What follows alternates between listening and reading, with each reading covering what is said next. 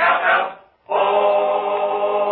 The Jell-O program starring Jack Benny with Mary Livingston, Phil Harris, Dennis Day, and yours truly, Don Wilson. The orchestra opens the program with On the Road to Pismo Beach.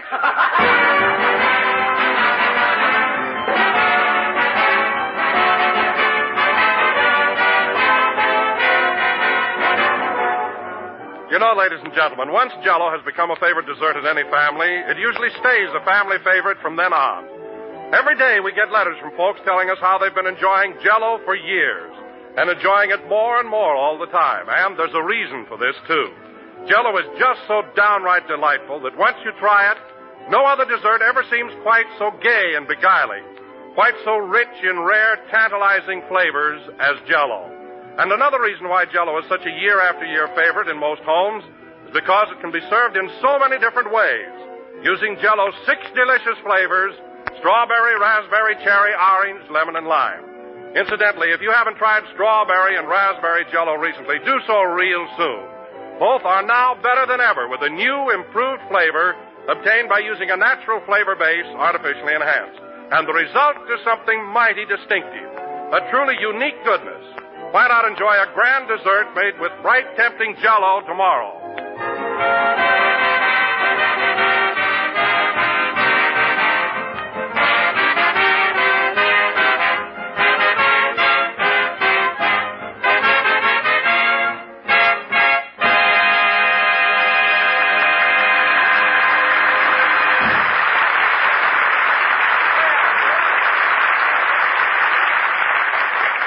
That was On the Road to Pismo Beach, played by the orchestra. And now, ladies and gentlemen, I would like to announce that last Monday, a great and well-deserved honor was bestowed upon our illustrious Master of Ceremonies. Oh, Don, do you have to tell everything? For many years now, the outstanding stars of Hollywood have been selected to inscribe their footprints in the forecourt of Grauman's Chinese Theater as a tribute to their supreme artistry. Don, please, I'm so flustered. So without further ado, I bring you the latest celebrity to achieve this great distinction, Jack Benny.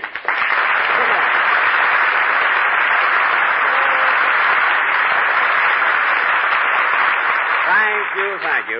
Jell-O again, this is Jack Benny talking. And Don, your introduction was awfully sweet, but I wish you hadn't brought the subject up. It might make people think I'm hammy. Well, Jack, it was a grand tribute, and I feel that our listeners should know about it. True, Don, but it makes me feel so darn uncomfortable. No, I really didn't want you to mention the honor accorded me at Grauman's Chinese last Monday at 2 p.m. before a crowd estimated by the police at over 3,000. I mean, it happened, it's over, now let's forget it. But, Jack, there isn't the slightest reason... Now, Don, there must be other things to talk about. So, let's change the subject, shall we? Now, just a minute, Jack. There isn't the slightest reason why you should be embarrassed over this wonderful compliment. Well, maybe so, Don, but Mr. Grauman must have thought a lot of you to suggest adding your footprints to such a distinguished group. I know, Why, but... Jack, a great artist like you should realize... Hello, Mr. Benny. Hello. What's that, Don? A great artist like me should what? How are you, Mr. Wilson? He's fine. Sit down. I should realize what, Don? You should realize that... Oh, darn it, I forgot what I was going to say. Well, you had it on the tip of your tongue. Concentrate. I should realize what? Now, let's see. Hiya, Jackson. Are you on the beam tonight? Quiet, Phil. Don was trying to think of something. I should realize what, Don? Oh, it slipped my mind, Jack, so we might just as well forget it. Well, that's a fine how do you do. Don, we were talking about me putting my footprints in the cement in front of Grauman's Chinese Theater. Oh, yeah, I read about that. You know, Jackson, this was a big week for the both of us. What do you mean? Well, at night school, I received a great tribute. I got a gold star for spelling. Oh. Congratulations, Phil. That's terrific. That's swell, Mr. Harris. Congratulations. Thanks. I think that gold star was footprints. So you're an honor student, eh, Phil? Yeah. I was the only guy in the class that could spell Mississippi. Well, that's a toughie. Let's hear you spell it now. Okay, hold my coat, Dennis. Spell it with your coat on. Go ahead, Mississippi. Mississippi. Oh, very good. Now spell river. River.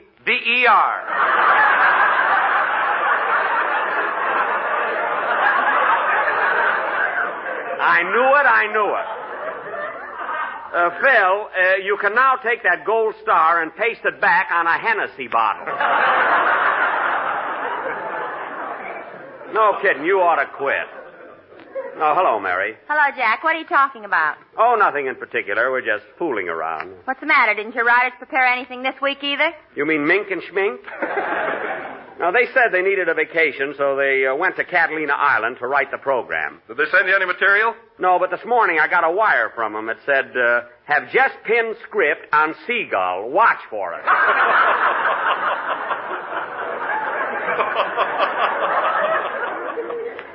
Those guys are always going someplace. Remember the time you sent them out for a hot tamale and they went to Mexico City? Do I? That tamale cost me $800 and it was ice cold when I got it. Oh, well, we'll manage. We did last week. Say, Dennis. Yes, please? How about a song? Okay. Say, Miss Livingston, did you hear about Mr. Benny at Grauman's Chinese Theater? Hear about it. I was there. All right, Dennis, let's have your song. Talk about laugh. Who's talking about laughs? Sing, Dennis. What happened, Mary? Well. Well, Jack and I went to a matinee at the Chinese last Monday, and they were fixing the sidewalk there. All right, they were fixing the sidewalk. And Mr. Grauman happened to be standing at the box office. Yeah? So Jack went up to him and said, Mr. Grauman, as long as you've got all this wet cement here, how about paying a tribute to my supreme artistry? Now, wait a minute. So Mr. Grauman said, what do you mean? And Jack said, make with a footprint. He said that to me. Go ahead and sing, Dennis. Wait a minute now, Jackson. We want to hear this. Oh. Yeah, what happened, Mary? Well. So without waiting for an answer, Jack jumped into the wet cement and disappeared.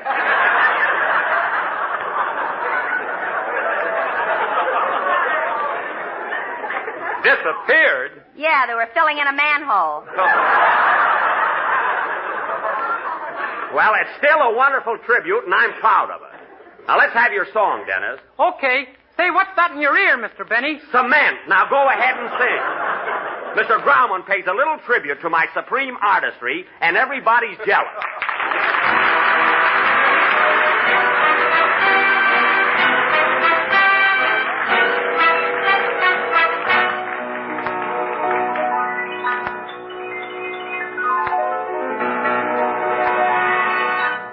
And when I hear you call so softly to me, I don't hear a call at all. I hear a rhapsody. And when your sparkling eyes are smiling at me, then soft through the starlit skies, I hear a rhapsody. My days are so blue when you're away. My heart longs for you, so won't you stay? My darling, hold me tight and whisper to me. Then soft through a starry night, I'll hear a rhapsody. My days are so blue when you're away. My heart longs for you, so won't you stay? My darling, hold me tight and whisper to me. Then soft through a starry night, I'll hear a rhapsody.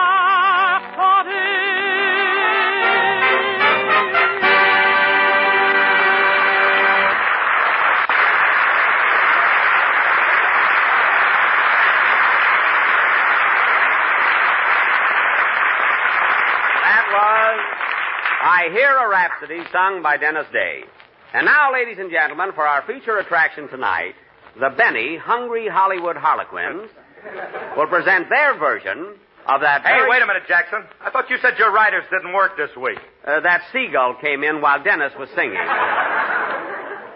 The Benny Harlequins will present their version of that sensational Warner Brothers picture. That masterpiece of human emotion. That gripping melodrama of the sidewalks of New York, City for Conquest.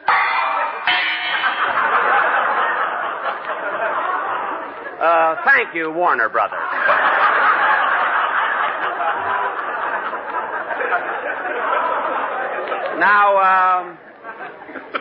Now, in this epic, nice of them to come all the way from Burbank. Now, in this epic, I will play the part as portrayed by James Cagney on the screen. That of a rough and tough kid who fights his way through the slums and grows up to be a prize fighter. And Mary... Why, Jack, how can you play that part? You're not the Jimmy Cagney type. I'll handle it. Now, Mary... Imagine you playing a prize fighter. That's just silly. Oh, I'll do all right. Now, Mary... But, Jackson, you ain't tough enough to be Jimmy Cagney. It ain't believable. Well, I'll try it anyway. Now, Mary... Mr. Harris is right. You're not tough enough. Oh, yeah? Put 'em up, Dave. Put up your jokes. I'll show you who's not tough enough. Oh, Jack, calm down. Why pick on Dennis? Well, you know how excitable I am. I guess I lost my head. Sorry, kid. Can I put my dukes down now? Yeah.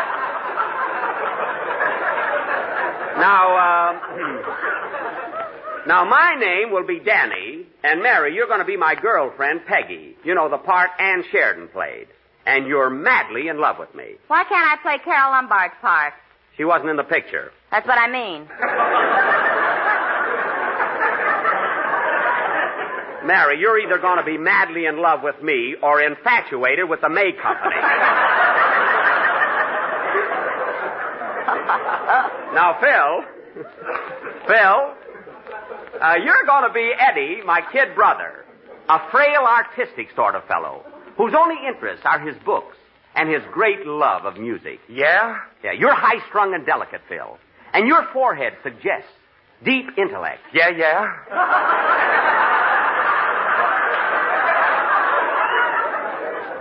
You grow up to be a great composer and finally conduct your own symphony at Carnegie Hall. At last, the part that fits me.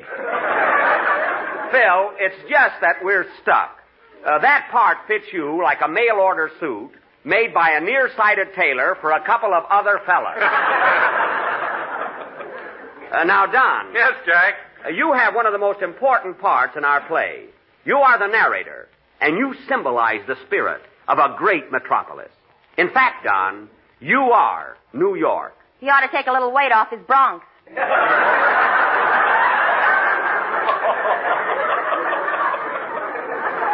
You said it. Now, this play, ladies and gentlemen, will go on immediately after a number by Phil Harris and his orchestra. Now, Phil, how about playing... I'll take it.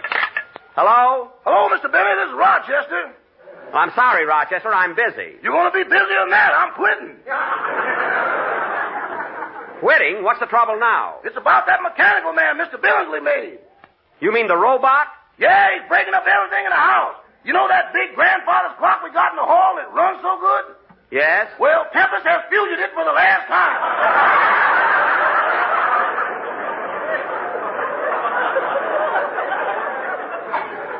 Oh, my goodness. That clock was very expensive. I tried to stop him, but he whammed me right on top of the head. On top of the head? Why, that robot is made of iron.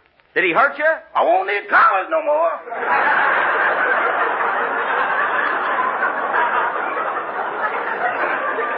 Well, look, Rochester, I told you before there are buttons on that robot to control him. All you have to do is sneak up behind him and press the button. That's how I got my neck shortened. Now, Rochester. Just call me Turtle.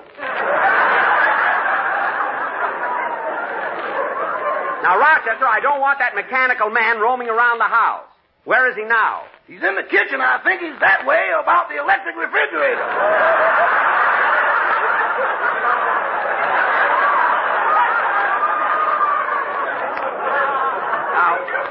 Now, that's just silly. A robot has no emotions or feelings. He hasn't even got a personality. He has now. He's wearing your toupee. Well, take it off of him. Now, Rochester, this is no time for joking. I'll be home right after the program. Meanwhile, tell Mr. Billingsley to keep that robot in his own room. Okay. What was that? My neck just came out. So long, boy. So long. Play, Phil. I wish Mr. Billingsley would take a trip somewhere on his magic carpet.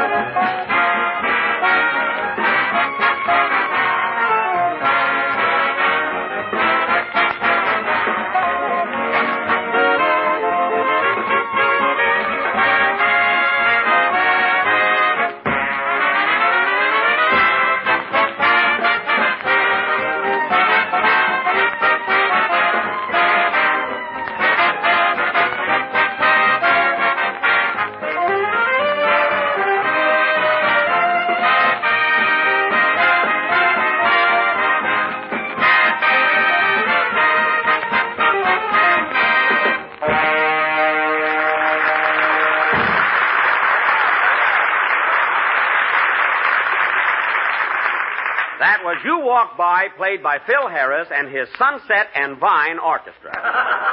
Sunset meaning they are playing right here on Sunset Boulevard, and Vine meaning they are just clinging to their job.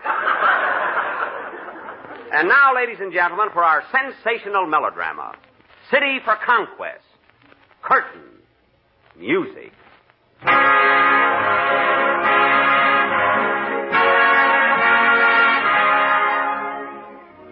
Our scene, ladies and gentlemen, is New York.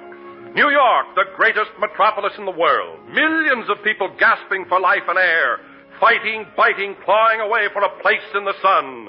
New York! Gee, that's wonderful. And now, we take you to the East Side. The attic room shared by Danny, the truck driver, and his brother Eddie, the young musical genius.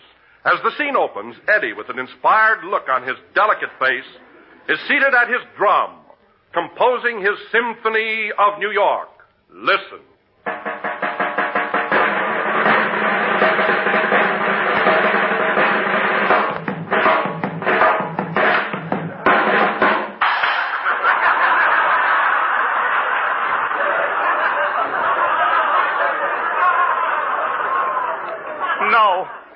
No, I still haven't got it. I don't feel that ending, but I can't give up. I must finish my symphony. I have a thought.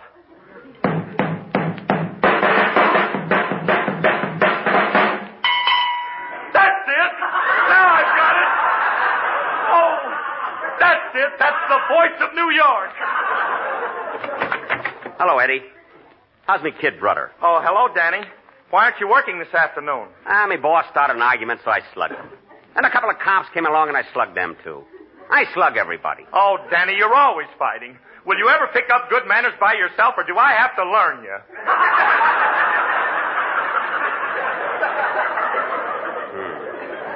It ain't no use, brother. I'm just naturally tough. How's your symphony coming along? Oh, I fear the masses will never like it. It's much too highbrow. Let me hear what you've done so far, will you, brother? Very well. I call my composition Manhattan, Allegory. Manhattan Allegory. Let's hear it, brother. All right. I'll start with the part you like, Danny. The part I call East River, with all its proud and passionate beauty, with all its shrieking jungle cries for life and sun. Gee. And I carry on the theme until I've told the complete story of New York, with its wealth and power and everlasting loveliness. Oh, boy. Oh, boy. Let's hear it, brother. Oh, that's beautiful. Beautiful. I can see it all. The Empire State Building. The tenements downtown with the laundry hanging out the window. Oh, Oh, boy. And there's Central Park in the moonlight. It's winter and the snow is falling. And that's the Winter Garden Kid. Holy smoke. Olsen and Johnson are still there. Oh, Eddie, it's wonderful. It's wonderful.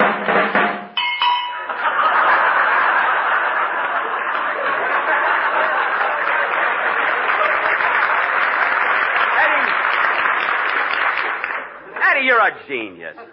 But what's that cowbell for? Well, that symbolizes the burning of New York.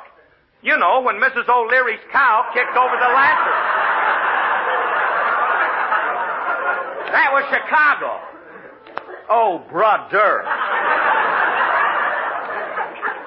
That's got nothing to do with New York. Okay, I'll take it out. But otherwise, it's beautiful. I can listen to that forever. Oh, hello, Peggy. Hello, Danny. Get that girl out of here. A composer has no time for women. Well, Eddie, at least you can say hello to me, sweetheart. Hello, Eddie. Hello, babe. What you doing later? Eddie! Hello is enough. Gee, you look pretty tonight, Peggy. Is that a new skoit? Yeah, this is a new skoit. Is that a new shoit? Yeah. This is a new shoit. How do you like my shoit? Too toit around Detroit. Well, so much for that. Say, Eddie, how's your symphony coming along? Gee, Peggy, you ought to hear it. Gee, it's beautiful. Beautiful, yes. But who's ever going to hear it? Where will I get the money to complete my masterpiece? Oh, he's so high-strung. I might as well tear it up. I'll never achieve my ambition. Never, never, never. Poor kid, he's so sensitive. Also unbelievable. But don't cry, brother. I'll get you the money. I know what I'll do. I'll be a prize fighter. There's a lot of dough in that. A prize fighter? Oh, don't do that, Danny. No, Danny, you mustn't. You'll get your nose broken. With all this cement in it? Don't be silly. Your music belongs to the world, Eddie, to the world. And I'm going to see that Dave gets it.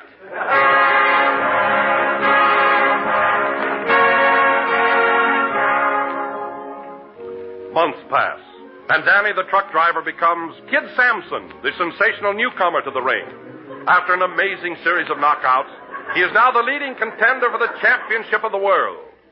We now find Kid Sampson in the gymnasium, training for the big fight.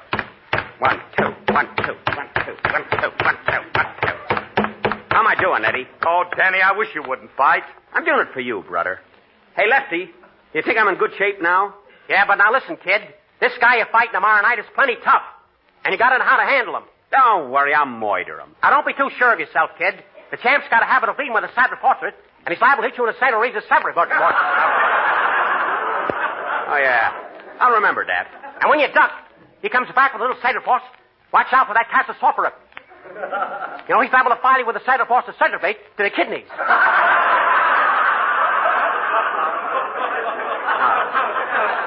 I'll watch out for that. I'll get in close. Now, look, you can't be too careful. I remember in Chicago, he was fighting a guy in a saddle force. Yeah? 1, 2, 3 to face.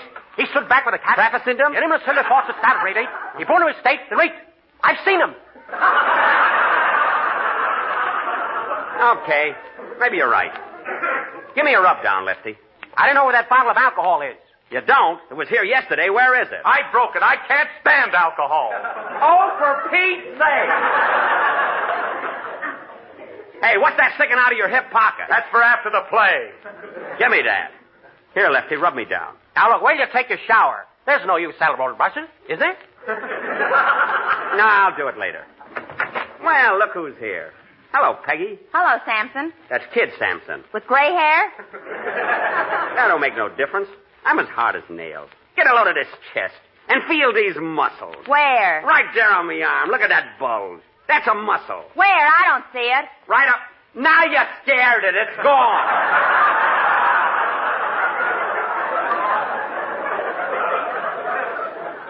Well, I gotta leave you now, Peggy. I'm gonna get me rubbed down. Gee, Danny, you ought to get some new trunks. What's wrong with these I'm wearing? They're so long I can hardly see your garters. They're all right. Say, Danny, who are you fighting tomorrow night? The champ. And he's one of the toughest mugs in the ring. What's his name? Dennis Killer Day. That guy's dynamite. Oh, Danny, I know you're doing this all for me, but I can't let you go through with it. Give it up, Danny. Please. Please. Oh, stop crying. Stop, will you? I want my rubbing alcohol. All right, here. Come on, Lefty, let's go. Pull up your trunks, kid. I want to tie your shoe. Oh, yeah. They are a little droopy.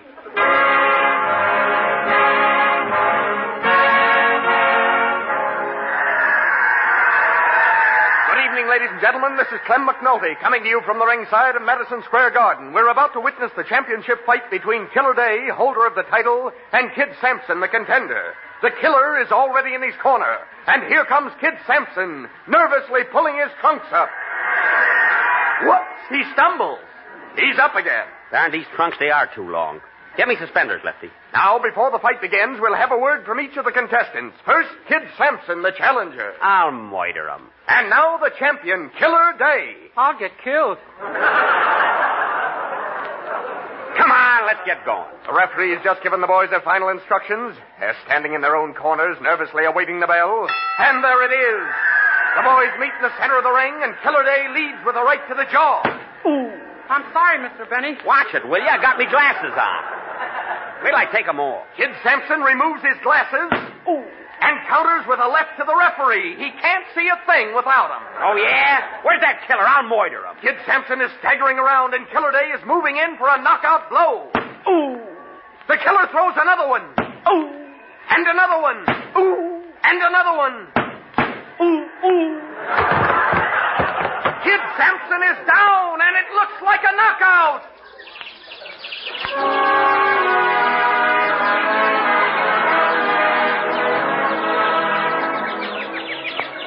Ladies and gentlemen, while Kid Sampson is in dreamland, let me tell you about Jell-O's new dessert recipe book. This interesting book contains 365 recipes and suggestions, one for each day of the year.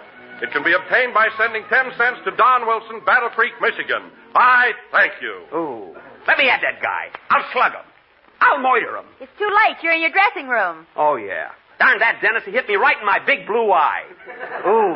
I'm sorry, Mr. Benny. Sorry nothing. Now listen here, Dennis. You knew very well this was a play and that I was supposed to knock you out. Well, I'm Irish. I don't care what you are. Hey, what about my symphony? The heck with your symphony. Dennis Day, I'm not going to forget this. There's no excuse. You saw the picture. Jimmy Cagney's supposed to knock out the champion. That's the only way he can get the money to help his brother. And what happened? The minute my back is turned, you hit me right square in the eye. Now, this is the last time During the past 40 years, ladies and gentlemen, Jell-O has become increasingly famous as the name of America's favorite gelatin dessert. And now, today, those big red letters are acquiring new fame on the Jell-O pudding package. Jell-O puddings, as you know, are the most recent members of the Jell-O family. Swell, ready-prepared puddings with the same high quality you've come to expect of every product that bears the name Jell-O. Jell-O puddings are available in 3 grand old pudding flavors, chocolate, vanilla, and butterscotch. And you'll find each one full of rich, creamy goodness, the last word in smooth, mellow delight. Jell-O puddings take only a few minutes to make, and they sell for the same low price as Jell-O. So tomorrow when you order Jell-O, order Jell-O puddings, too. And in buying both, look for those big red letters on the box. The name Jell-O is a trademark, the property of General Foods. And you make sure of getting the finest dessert enjoyment every time you ask for Jell-O, your password to pleasure. This is the last number of the 16th program in the current Jell-O series, and we'll be with you again next Sunday night at the same time. Ooh, how does my eye look, Mary? Let's go to Ciro's and get a steak for it. Okay, I'll take it out of Dennis's salary. Good night, folks.